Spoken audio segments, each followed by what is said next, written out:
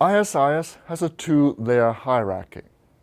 We have level 2, which is the backbone, and we have level 1, which is the edge. A router can exist as a level 1 router, or a level 2 router, or as a level 1-2 router, where it sits in both level 1 and level 2.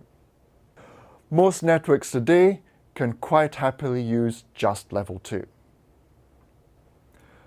ISIS is multi-protocol. Integrated ISIS carries CLNS and IPv4 address families. RFC 5308 adds IPv6 address family support, and RFC 5120 adds multi-topology support.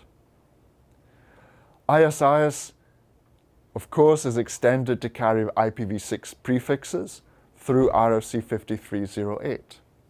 And it can share topology with v4, where the v4 and v6 topologies are identical, or we can use multi-topology, which means that IPv6 topology is independent of IPv4.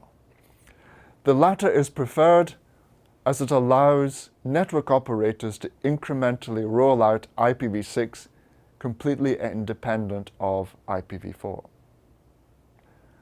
There are two types of links in ISIS. There's a point-to-point link, where only one other router is on the link, forming a point-to-point adjacency. And there's the multi-access network, for example, Ethernet, where there's the potential for many other routers to be on the network with several other adjacencies. ISIS in multi-access networks has optimizations to aid scaling. One router is elected to originate the LSPs for the whole multi-access network. And this is called a Designated Intermediate System, or DIS. Other routers on the multi-access network form adjacencies with the DIS. There is one designated router per multi-access network. It generates the network link advertisements and assists in the database synchronization. And this lets us scale ISIS for multi-access and Ethernet networks.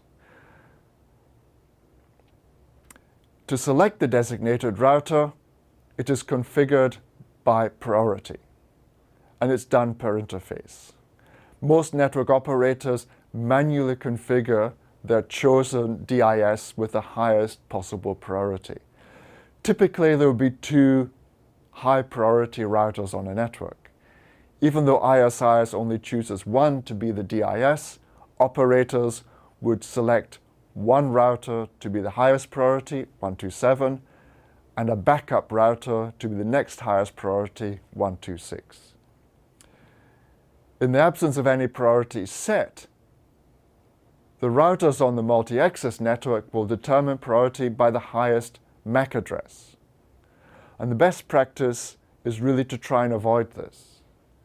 If an Ethernet card on the multi-access network changes, the device gets a new MAC address, and it's quite likely there'll be a different DIS.